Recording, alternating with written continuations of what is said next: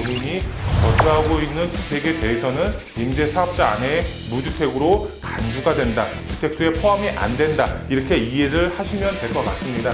임대사업자 페널티 뭐가 있을까요? 바로 징역 2년형에 취해진다고 보시면 될 것 같습니다. 안녕하십니까 애청자 여러분, 전대는 부동산 투자 드림타워 투자자문 팀장 함주원입니다. 오늘 강의 주제 주택임대사업자 혜택 총정리해 드리는 시간 갖도록 하겠습니다. 오늘 총정리를 해 드림으로써 임대사업자 이런 것이구나 라고 이해를 하시면 좋을 것 같습니다. 임대사업자 이렇게 이제 소형주택 쪽으로 해서 재개발에 투자를 많이들 하고 계신데 저희 사무실로 이제 투자의 문의를 많이 주시고 임대사업자에 대해서 많이 물어보고 계시고 있습니다. 그래서 오늘 임대사업자 어떤 것인가에 대해서 총정리를 해 드리는 시간 갖도록 하겠습니다. 본격적인 영상 시청에 앞서서 구독과 좋아요 버튼 꼭 눌러 주시고요. 영상 끝까지 시청하신 후에 알람 설정 버튼도 꼭 부탁드리겠습니다. 그리고 저희 사무실에서 주말에 특강을 하고 있습니다. 주말에 얼굴 뵙고 돈 되는 정보 같이 공유 받으셨으면 좋겠습니다. 네, 강의 순서 말씀을 드리면 첫 번째로 주택임대사업자가 어떤 것인지 개념부터 잡아드리겠고요. 두 번째로 임대사업자 대부분 몰랐던 혜택이 있습니다. 마지막 세 번째로 임대사업자 페널티 정말 주의할 점 어떤 것이 있는지 마지막 세 번째로 알아보도록 하겠습니다. 먼저 첫 번째로 임대사업자, 바로 임대사업을 목적으로 한 주택을 임대사업자에 등록한 사람이다, 이렇게 이해를 하시면 좋을 것 같습니다. 주택을 취득을 해서 임대사업자를 이제 만들어서 가능 요건에 해당하는 주택을 임대사업자에 등록을 해서 각종 세금 혜택을 받는 것이다 라고 이해를 하시면 좋을 것 같습니다. 그럼 두 번째로 세금, 반면 이제 혜택 세금이 어떤 것이 있는지 보게 되면은 취득세 부분이 있습니다. 이제 신축에 대해서 이제 가능하다라고 보시면 좋을 것 같습니다. 구축이라든가 신축이 아닌 그 외의 주택의 경우는 이 취득세 감면 혜택을 볼 수가 없습니다. 뭐 예를 들어서 이제 구축의 경우 이 취득세 감면 혜택을 받는지 안 받는지 알 수가 없습니다.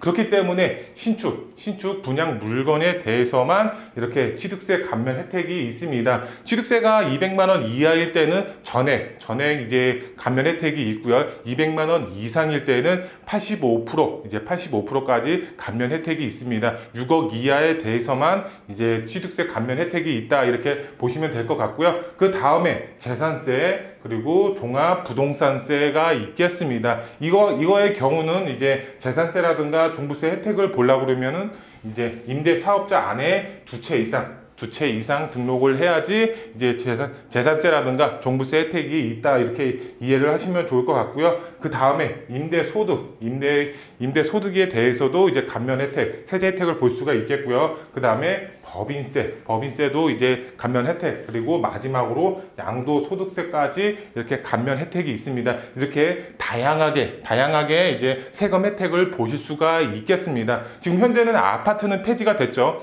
아파트는 이제 폐지가 됐고 소형주택, 뭐 예를 들어서 다세대 주택이라든가 다가구, 오피스텔 이런 경우에는 이제 세금 혜택을 볼 수가 있겠다. 그렇기 때문에 이런 다세대 주택이라든가 이런 소형주택에 투자를 하실 때 임대사업자를 적극 활용하셔서 세제 혜택을 보시면 좋을 것 같고요. 그 다음에 마지막으로 주택임대사업자 의무사항을 꼭 지키셔야 됩니다. 무심코 넘겼을 때는 이제 임대사업자가 이제 등록 말소가 됩니다. 그만큼 이제 세제 혜택을 보실 수가 없겠죠. 그렇기 때문에 주택임대사업자 의무사항 꼭 지키셔서 이제 등록 말소되는 일 없고, 그 다음에 과태료라든가 벌금을 납부하는 일 없도록 꼭 의무사항이 어떤 것이 있는지 꼭 체크하셔서 꼭 지키시면 좋을 것 같습니다. 그럼 두 번째로 임대사업자 대부분 몰랐던 혜택 제가 말씀을 드리겠습니다. 임대사업자 거주주택 비과세 특례 적용이 있습니다. 이제 쉽게 설명을 드리면 임대사업자가 이제 거주주택, 본인이 거주하는 주택 외에 비과세 특례라고 있습니다. 비과세라는 거는 본인이 집을 팔 때 이제 전액 이제 양도세를 면제받는다라고 보시면 되겠죠. 이 비과세를 받을 수 있는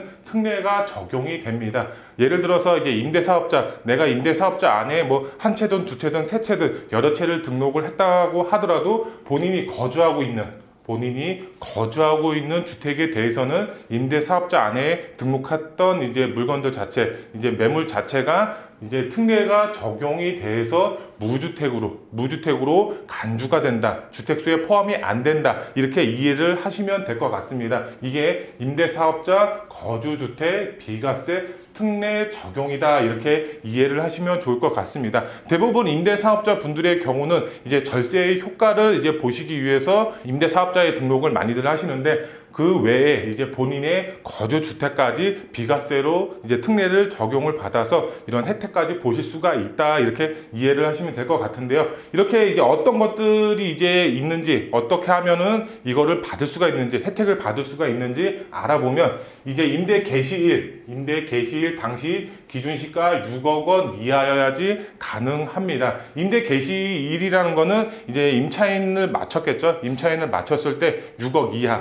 이하의 금액에 대해서만 이제 비과세 특례 적용을 받을 수가 있겠고, 수도권 외 지역은 3억 원 이하이다. 이제 이렇게 이해를 하시면 될 것 같습니다. 그리고 임대 의무 기간을 꼭 준수를 하셔야 되겠죠. 그 전까지는 이제 4년에서 8년까지 이제 의무 임대 낼 수가 있었죠. 임대 사업자를. 하지만 이게 폐지가 되고 지금 현재로는 이제 10년 동안 그 임대 의무 기간이 늘어났죠. 10년 동안 이런 기간을 준수를 잘 하셔야 됩니다. 그리고 여기서 또 중요한 점, 연 5% 증액 제한을 준수를 꼭 하셔야 됩니다. 새로운 임차인을 맞았을 때 5% 이상의 금액을 올리면은 그만큼 이제 증액 제한의 준수를 안 한 거겠죠. 그렇기 때문에 비과세 특례를 적용을 받을 수가 없습니다. 그렇기 때문에 이제 5% 증액 한도 꼭 지키시면 좋을 것 같고요. 그 다음에 양도소득세는 이제 국세에 해당하겠죠. 양도소득세는 국세에 해당합니다. 그렇기 때문에 지방자치단체 및 세무서,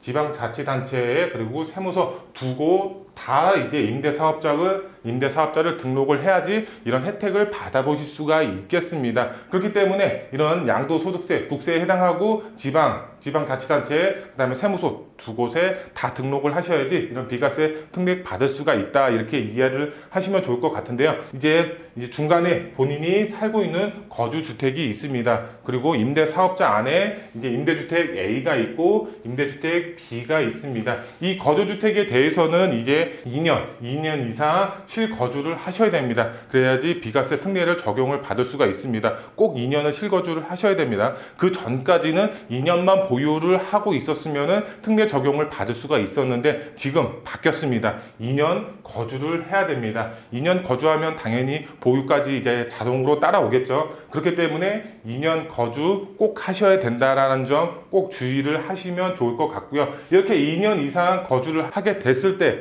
이 거주주택에 대해서 비과세를 받을 수가 있습니다. 이렇게 위쪽에 보시게 되면은 의무 이제 준수 사항이 있죠. 이것을 다 지켰을 때 거주주택 비과세를 받을 수가 있습니다. 그러면은 이제 세부적으로 좀 알아보면은 이게 비과세 조건 자체로는 평생에 단 한 번만 적용을 받을 수가 있습니다. 이 거주주택에 대해서는 정말 신중하게 이제 선택을 하셔야 되겠죠. 거주주택 자체가 양도소득세가 1억밖에 안 나와서 당연히 비과세를 안 받는 게 유리하겠죠. 나중에 정말 이제 양도 차익이 뭐 5억에서 10억 이상 났을 때 그때 비과세를 받는 게 훨씬 유리하겠죠. 왜? 평생에 한 번만 적용을 받을 수가 있기 때문에, 그렇기 때문에 신중하게 결정을 하셔서 비과세를 받으시면 좋을 것 같고요. 그 다음에 부부는 합산입니다. 부부는 합산이기 때문에 내 명의로 한 번 하고 이제 와이프 명의로 한 번 하고 이렇게 안 됩니다. 부부는 합산이기 때문에 이제 평생에 한 번, 부부는 평생에 한 번이다. 이렇게 이해를 하시면 좋을 것 같고요. 여기서 또 중요한 점이 한 가지가 있습니다. 이제 거주주택 비과세를 받은 후에 이런 이제 본인이 살고 있는 거주주택의 비과세를 받고 나서 그 다음에 임대주택 양도 차익이 발생은 했겠죠. 이제 뭐 기간이 지나면은 양도 차익이 당연히 뭐 1억이 됐던 2억이 됐던 양도 차익이 발생을 할 겁니다. 그러면은 거주주택 비과세 받은 날로부터 양도 차익에 대한 혜택을 받을 수가 있습니다. 거주주택이 뭐 예를 들어서 이제 작년에 받았다. 그러면은 임대주택 양도 차익이 발생했을 때 작년으로 인해서 양도 차익이 발생한 금액만큼 세금적인 혜택을 받을 수가 있습니다. 이런 이제 임대주택을 팔았을 때 양도 차익이 발생을 했을 때 세금적인 혜택을 보실 수가 있겠습니다. 꼭 명심하셔서 거주주택 비과세 받으시면 좋을 것 같고요. 임대사업자 페널티 페널티 뭐가 있을까요? 바로 첫 번째로 임대사업자 보증보험 의무적으로 가입을 하셔야 됩니다. 이제 보증보험, 이제 허그죠. 이런 의무보험 자체를 들지 않으면은 임대사업자가 말소가 되는 상황이 발생이 됩니다. 그리고 벌금형도 나오고요. 임대사업자의 공적 의무로 바뀌었습니다. 이제 임대사업자 보증보험을 이제 필수적으로 보증보험 자체를 무조건 드셔야 된다, 이렇게 이해를 하시면 될 것 같습니다. 만약에 들지 않으면 배로가 나옵니다. 사업자 본인의 의무사항이기 때문에 무조건 드셔야 된다, 이렇게 말씀을 드릴 수가 있겠고요. 그 다음에 보증보험 미가입 시에는 이제 벌금 자체가 당연히 나옵니다. 벌금 자체 나오고 그 다음에 징역 2년형에 취해진다고 보시면 될 것 같습니다. 임차인의 보증금 자체가 이제 엮여 있기 때문에 벌금형이 되겠고 그 다음에 징역 2년을 살아야 된다라고 보시면 좋을 것 같습니다. 금액적으로 누가 납부를 하냐? 임대인 자체가 75%를 납부를 하고요. 그 다음에 임차인 자체가 25%를 납부를 합니다. 의무적으로 가입을 함으로써 임대인과 임차인 자체가 없던 금액을 내야 하는 상황이기 때문에 그만큼 부담이 될 수밖에 없는 그런 상황이다라고 보시면 좋을 것 같고요. 두 번째로 임대사업자 5% 증액 제한 어기면 큰일 납니다. 5% 증액을 어기면 과태료 나옵니다. 받았던 세제 혜택금에 토해내셔야 됩니다. 그 다음에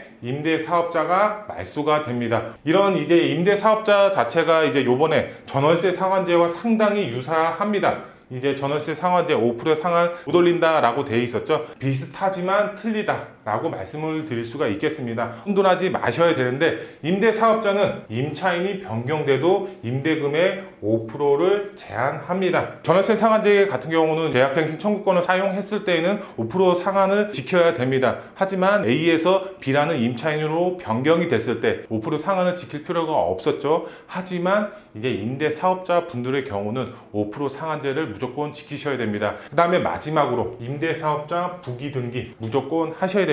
이 부기등기가 뭐냐라고 말씀들을 많이 하십니다. 이 부기등기는 임대사업자가 내가 임대사업자라는 것을 등기를 뗐을 때 거기에 이제 표시가 되게끔 한다라고 보시면 좋을 것 같습니다. 등기를 떼더라도 이 사람이 임대사업자인지 아닌지 이제 임차인의 경우는 알 수가 없었습니다. 그러면은 이제 5% 상한이라든가 이런 그 보증보험 자체를 가입해야 되는 의무사항 자체를 모를 수가 있겠죠. 나중에 이제 임차인 자체가 뭐 2년 연장을 더 하려고 하는데 이제 임대사업자의 경우는 5% 상한을 꼭 지켜야 되죠. 하지만 지키지 않고 그 이상 이제 보증금을 이제 요구를 하시는 분들이 있습니다. 그렇기 때문에 임대사업자라는 것을 등기에 표시를 해서 이 사람이 임대사업자라는 것을 표기를 한 다음에 임차인이 그것을 알고 이 사람은 임대사업자이기 때문에 5% 상한을 지켜야 되겠구나 라고 이렇게 알 수가 있게끔 등기에 표시를 하게끔 하는 것이 바로 이제 부기등기라고 보시면 될 것 같은데요.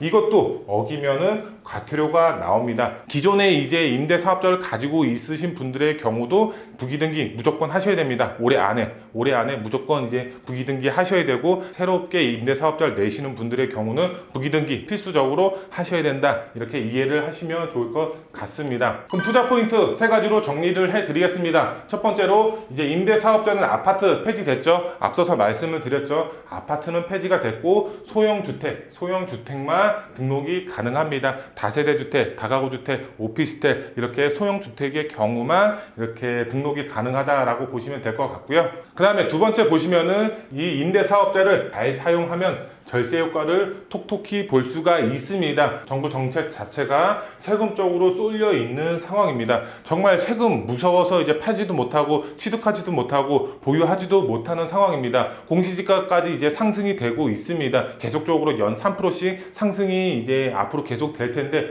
이런 이제 세금적으로 부담이 계속되는 상황에서 임대사업자를 잘 활용하시면은 절세 효과를 정말 톡톡히 보실 수가 있기 때문에 임대사업자 등록 활용하셔라, 이렇게 말씀을 드릴 수가 있겠다 보시면 될 것 같고요. 마지막 세 번째로 어떤 곳에 사용하는 것이 좋을까요? 바로 소형주택으로 투자를 하실 때 많이 사용하겠죠. 그러면은 소형주택으로만 투자가 가능하기 때문에 재개발 재개발에 투자를 하는 것이 확실히 이제 유리하겠죠. 정말 소액으로 정말 큰 수익 보실 수가 있는 투자는 바로 재개발 투자라고 보시면 좋을 것 같습니다. 그만큼 임대 사업자 잘 활용하셔서 확실한 절세 효과까지 보시면서 정말 큰 수익 보실 수가 있겠죠. 그렇기 때문에 임대 사업자 적극적으로 활용하셔서 이제 절세 효과 보시면 좋을 것 같다. 이렇게 마지막으로 정리해 드리겠습니다. 네, 이상으로 오늘 영상 주제를 마치도록 하겠습니다. 오늘 임대 사업자에 대해서 많은 것을 알려드렸고 주의할 점 그리고 이제 몰랐던 혜택까지 이제 말씀을 드렸는데 잘 활용하셔서 절세 효과 보시면 좋을 것 같고요. 그럼 다음 특강 시간과 영상으로 또 찾아뵙도록 하겠습니다. 하시는 일 모두 잘 되시길 기원하겠습니다. 감사합니다.